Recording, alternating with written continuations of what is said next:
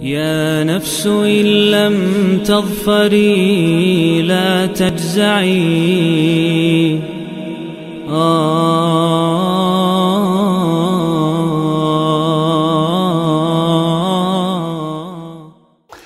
اعوذ باللہ من الشیطان الرجیم بسم اللہ الرحمن الرحیم۔ دوستو، آج ہم سورہ بقرہ کی آیت نمبر 3 کو ترجمے اور تشریح کے ساتھ سمجھنے کا شرف حاصل کرتے ہیں۔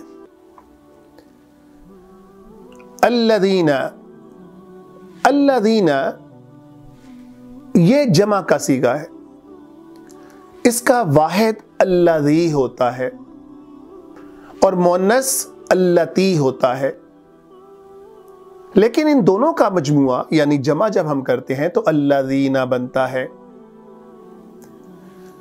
یؤمنون، اب دیکھیں یا شروع کے اندر آیا ہوا ہے۔ یا انگلش کے تھرڈ پرسن سنگولر اور پلورل کے برابر ہوتا ہے، جس کو ہم اردو میں متکلم غائب کہتے ہیں،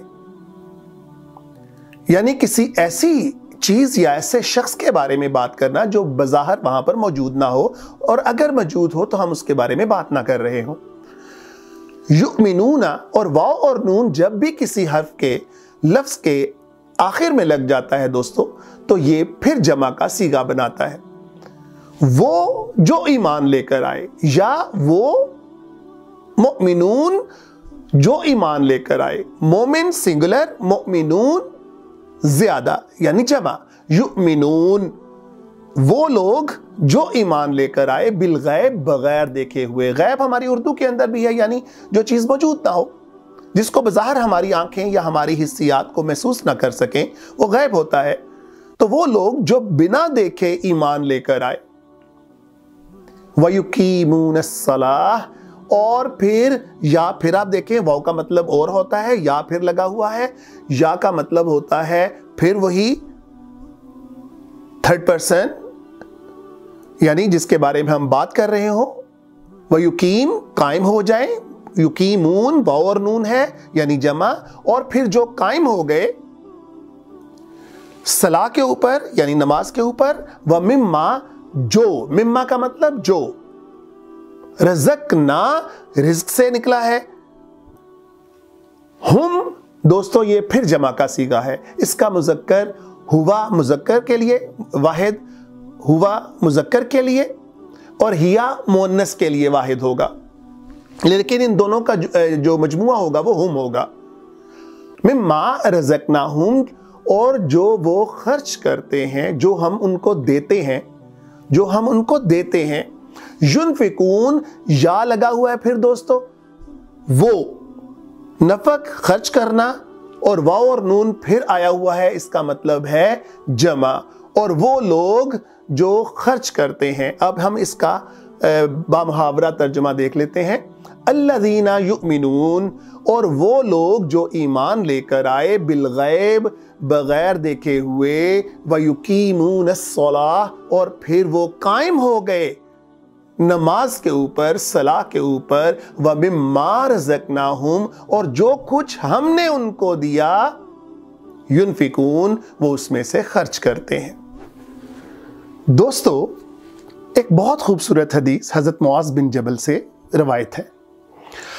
آپ رضی اللہ تعالیٰ عنہ کا فرمانا ہے کہ ایک دن وہ حضور صلی اللہ علیہ وسلم کی صحبت میں بیٹھے ہوئے تھے۔ پھولوں کا گلدستہ یعنی اصحاب حضور صلی اللہ علیہ وسلم کی صحبت کے اندر بیٹھا ہوا تھا، اور ایک انجانی خوشی، ایک انجانے وجہ کے ساتھ ایک سوال لبوں کے اوپر آ جاتا ہے دوستو، اور اپنے نبی کو اپنے درمیان میں پاتے ہوئے فخر کے عالم میں حضرت معاذ بن جبل پوچھتے ہیں کہ اے اللہ کے رسول، کیا کوئی ہم سے بھی بڑا اجر والا ہوگا، ہم سے بھی بڑا نعمتوں والا ہوگا؟ یعنی اپنے آپ کو وہ درجوں میں مستحق پاتے ہیں، کیونکہ اس وقت اللہ کے رسول ان کے اندر تھے، اور وہ سارا کچھ ڈائریکٹ اللہ کے رسول سے سیکھ رہے تھے، اور وہ یہ سوچ رہے تھے کہ ہم ڈائریکٹ نبی سے احکام لے کر اس کو سیکھ رہے ہیں اور ایمان لے کر آئے ہیں۔ لیکن کتنا خوبصورت جواب دیا نبی صلی اللہ علیہ وسلم نے۔ انہوں نے کہا، اے معاذ، کیوں نہیں जबकि अल्लाह का रसूल तुम्हारे अंदर मौजूद है तो तुम क्यों ईमान नहीं लाते? और तुम अहकामे इलाही अल्लाह के रसूल से सीख रहे हो तो तुम क्यों ईमान नहीं लाते? लेकिन ये याद रखना, वो लोग जो बिन देखे अल्लाह और उसके रसूल के ऊपर ईमान लाएंगे, उनका दर्जा बहुत बड़ा होगा, उनका दर्जा तुमसे दुगना होगा। इसका यह मतलब नहीं है दोस्तों कि हम खुदा न खास्ता असहाब से आगे बढ़ जाएंगे। ये नबी सल्लल्लाहु अलैहि वसल्लम के बताने का एक खूबसूरत तरीका है कि वो लोग बहुत ज़्यादा अहमियत के हामिल होंगे जो बग़ैर देखे अल्लाह और उसके रसूल के अहकामात की पाबंदी करेंगे। देखकर तो दोस्तों हर कोई यकीन कर लेता है, मगर बग़ैर देखकर जो यकीन करते हैं वो सिद्दीक कहलाते हैं।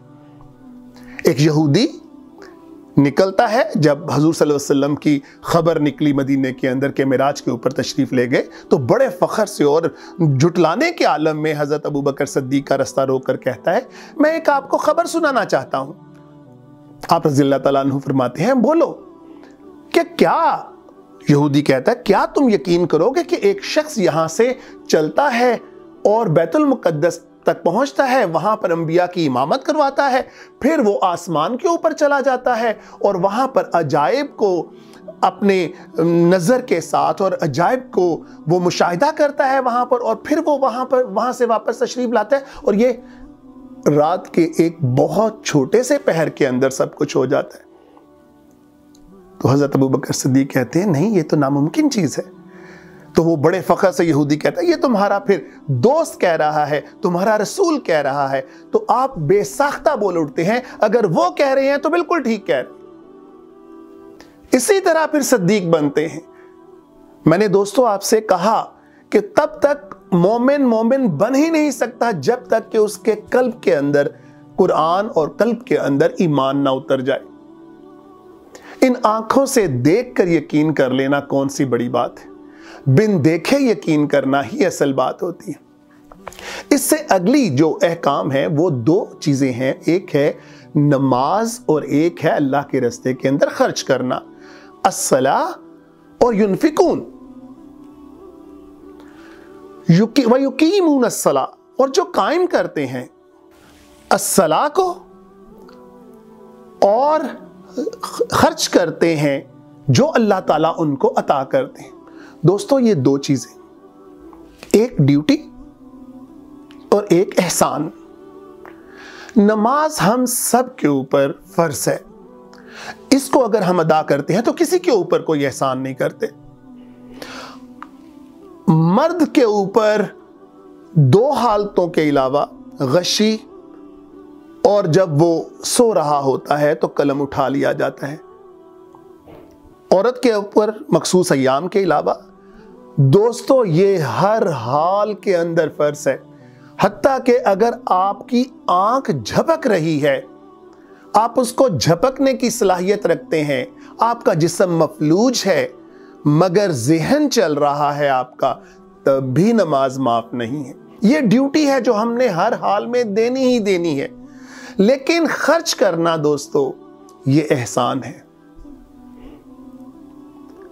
जब हम अपने दिए के अंदर से खर्च करते हैं तो अल्लाह ताला फरमाते हैं ये तुम मेरे ऊपर एहसान करते हो। सूरह बकरा आयत नंबर 114, मन ज़ल्लज़ी युक़रिदुल्लाह क़रदन हसना, और जो अल्लाह को हसन के साथ कर्जा देते हैं और फिर अल्लाह उस अजर को कई गुना करके उस बंदे को लौटा दिए जाते हैं। और अल्लाह ताला फरमाते हैं ये मेरे ऊपर कर्ज है। अल्लाह ताला फरमाएंगे, एक हदीस कुदसी के अंदर है, अल्लाह ताला फरमाएंगे, ऐ मेरे बंदे, जब मैं बीमार था तो तूने मेरी बीमार पुरसी क्यों नहीं की? बंदा फरमाएगा, यार अब तू कैसे बीमार हो सकता है, मैं तेरी कैसे मिजाज पुरसी कर सकता हूं? अल्लाह ताला फरमाएगा, मेरा वो बंदा बीमार था, तू उसका हाल पूछने नहीं गया। फिर अल्लाह ताला फरमाएंगे, जब मैं भूखा था तो तूने मुझे खाना क्यों नहीं खिलाया? बंदा कहेगा, या अल्लाह तू तो तमाम जहानों का पालने वाला है, हम तुझे कैसे खाना खिला सकते हैं? तो अल्लाह ताला फरमाएंगे, वो फला फला बंदा जो तेरा पड़ोसी था, तेरा जानने वाला था, तेरा रिश्तेदार था, वो भूखा था, तूने उसे खाना क्यों नहीं खिलाया? और अल्लाह ताला फरमाएंगे, जब मैं प्यासा था तो तूने मुझे पानी क्यों नहीं पिलाया? تو پھر انسان ویسے ہی بولے گا کہ اے میرے رب ہم تجھے کیسے پانی پلا سکتے ہیں، تو تو سارے جہانوں کو پانی پلانے والا ہے، تو تو سارے جہانوں کو پالنے والا ہے، پیدا فرمانے والا ہے۔ تو اللہ تعالیٰ فرمائیں گے وہ اس وقت بھوکا پیاسا مر رہا تھا، تو نے اس کی مدد نہیں کی، اب یہ پکڑ اپنی عبادات اور اس کو رکھ اپنے پاس، مجھے تیری عبادات کی ضرورت نہیں ہے۔ دوستو، اپنے رب کے بندے کے اوپر خرچ کرنا اللہ تعالیٰ کو اتنا پسند ہے کہ اللہ تعالیٰ اس کو اپنے اوپر ایک قرض گمان کرتے ہیں۔ اور کون سا وہ خوش قسمت ہوگا جو اللہ کو قرض دے اور پھر اس سے بہتری کی امید رکھے، کس قدر زیادہ اللہ تعالیٰ اس کو عطا کرتے ہوں گے۔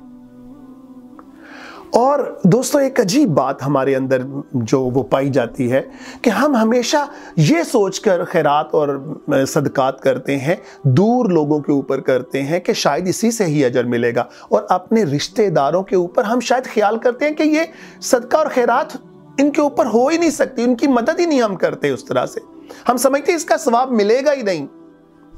نہیں دوستو، اسلام اس کے بالکل برعکس ہے۔